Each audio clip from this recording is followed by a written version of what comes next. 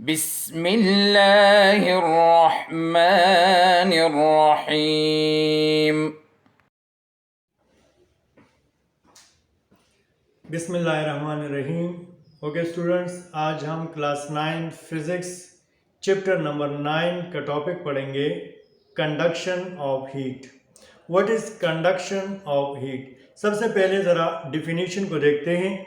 Conduction of heat is the process by which heat energy is transferred from particle to particle by collision. Conduction of heat is the process by which heat energy is transferred from particle to particle by collision। वो process जिसमें किसी भी solid में heat energy transfer हो, एक end से दूसरे and तक या एक पार्टिकल से दूसरे पार्टिकल तक हीट एनर्जी ट्रांसफर हो बाय मीन ऑफ कोलिजन। जब ये particles, by particle we means atom of the material या मॉलिक्यूल ऑफ द मटेरियल, जिस यानी पार्टिकल को हम हीट दे रहे हैं, उस पार्टिकल, उस मटेरियल या उस यानी बॉडी के जो पार्टिकल्स हैं वो हीट एनर्जी गेन करेंगे। Due to that heat energy kinetic energy of that particle increases. उसकी काइनेटिक एनर्जी इंक्रीज हो जाएगी। काइनेटिक एनर्जी इंक्रीज होने की वजह से ये पार्टिकल, उस मटेरियल का पार्टिकल, उस मटेरियल के जो मॉलिक्यूल्स हैं वो वाइब्रेट करने लगेंगे, टू एंड फ्रो मोशन करने लगेंगे। During this vibration they will collide with each other. ये मॉलिक्यूल्स या ये पार्टिकल ये एक दूसरे के साथ वाइब्रेशन की वजह से कोलिजन करेंगे। तो जिस पार्टिकल के साथ एनर्जी होगी, जिस पार्टिकल के साथ हीट है, वो इस कोलिजन के दौरान वो हीट ट्रांसफर कर लेगा अपने नेबरिंग मॉलिक्यूल को। फिर वो नेबरिंग मॉलिक्यूल वाइब्रेशन में आएगा ड्यू टू गेनिंग हीट।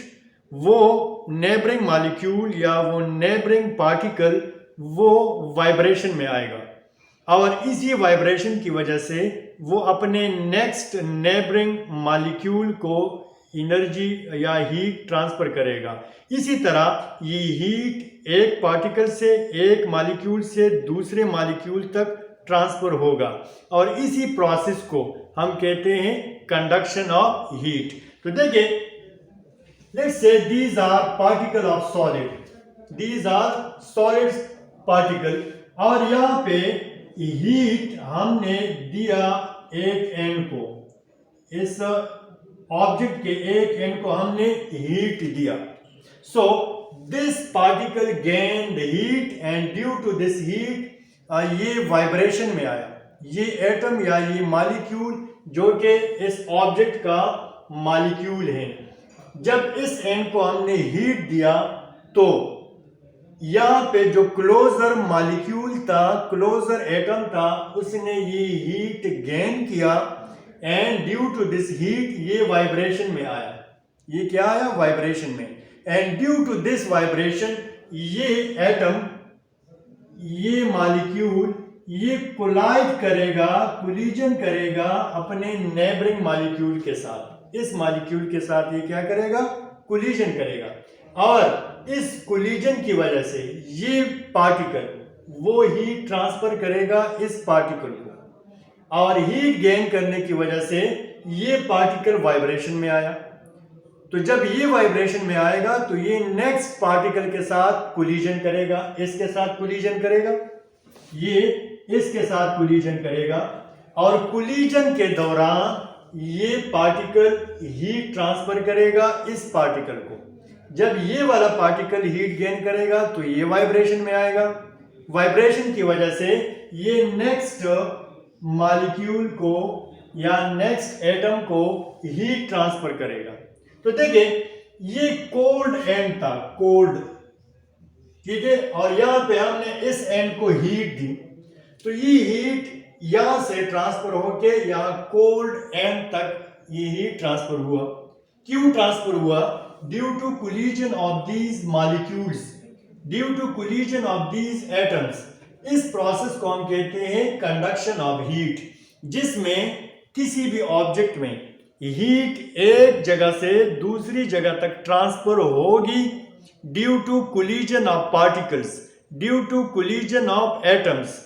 ये एटम जब भी हीट गेन करेंगे तो इस हीट की वजह से उसकी कैनेटिक एनर्जी इंक्रीज हो जाएगी, और जब कैनेटिक एनर्जी इंक्रीज हो गई तो इसका क्या मतलब हुआ कि वो पार्टिकल वाइब्रेशन में आया, टू एंड फ्रो मोशन करेगा about it's mean position. Vibration की वजह से ये एटम या ये पार्टिकल ये कोलिजन करेगा अपने नेक्स्ट नेबरिंग पार्टिकल या नेक्स्ट नेबरिंग मॉलिक्यूल के साथ, और इसी तरह ये प्रोसेस कैरी करेगा। एक जो हॉट एंड है उससे हीट ट्रांसफर हो जाएगा कोल्ड एंड तक। या अगर हमारे पास एक रॉड है, मेटल रॉड, और इस मेटल रॉड के एक एंड को हमने फायर पे रखा, तो इस फायर की वजह से इस एंड पे जो भी मॉलिक्यूल्स हैं, जितने भी एटम्स हैं, वो एनर्जी गेन करेंगे इस फायर से। ड्यू टू दिस एनर्जी और टेम्परेचर और हीट, ये मॉलिक्यूल्स वाइब्रेशन में आ जाएंगे, जिस तरह वहां पे मैंने शो किया है, ये वाइब्रेशन में आ जाएंगे। वाइब्रेशन की वजह से ये एक दूसरे के साथ कोलिजन करेंगे, और ये कोलिजन करते करते एक पार्टिकल दूसरे को एनर्जी ट्रांसफर करेगी due to collision, due to vibration, और ये हीट यहां से इस हॉट एंड से यहां कोल्ड एंड तक ट्रांसफर हुआ।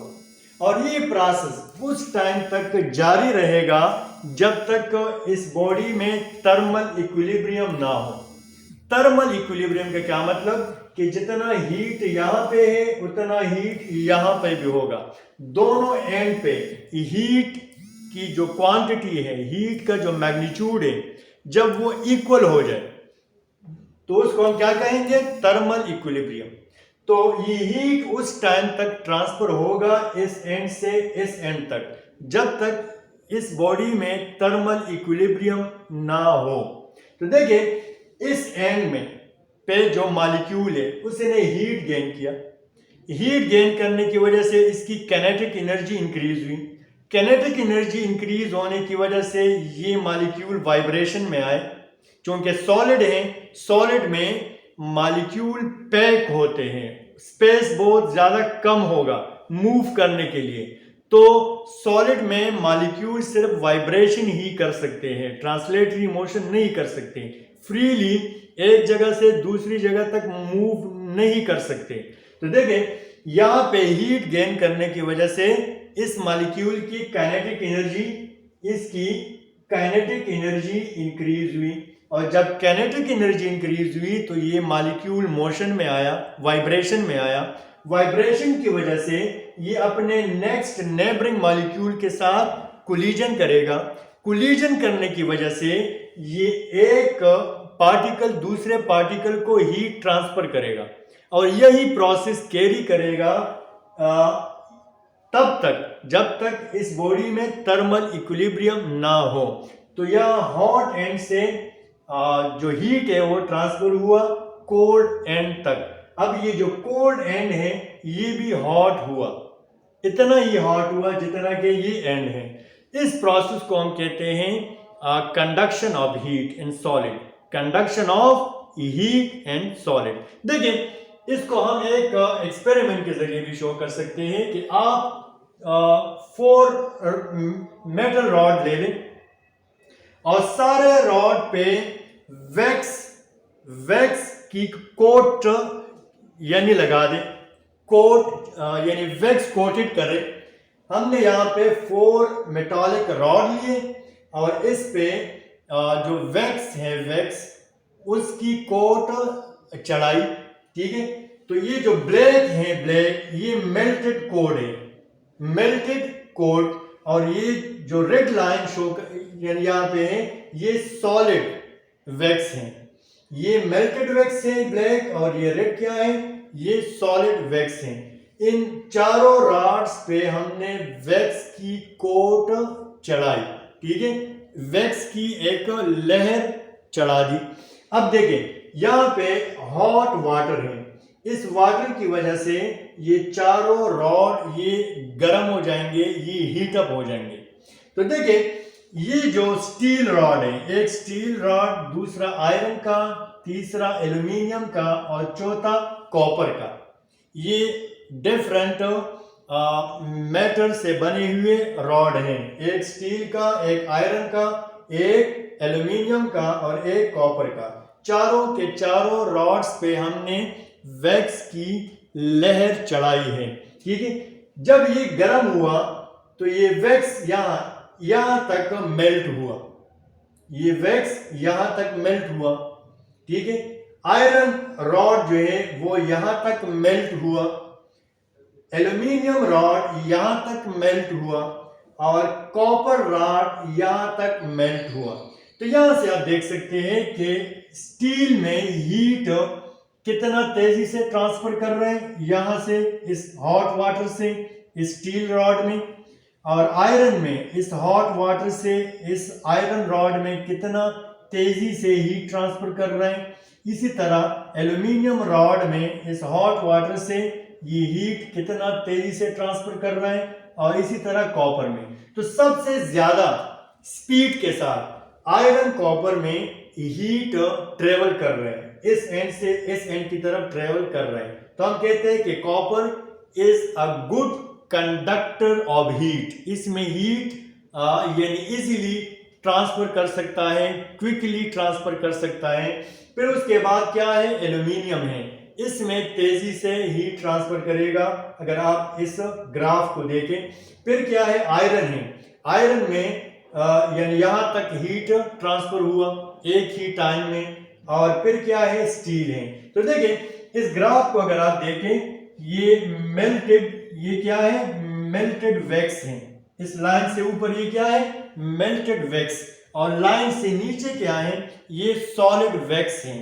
तो इस यानी कॉपर रॉड में फॉर एग्जांपल 1 सेकंड में या 5 सेकंड में कॉपर रॉड में यहां से यहां तक हीट ट्रांसफर हुआ, यानी हीट तेजी से फ्लो कर रहा है। फिर उसके बाद क्या है, एल्यूमिनियम, उसके बाद आयरन, उसके बाद क्या है, स्टील है।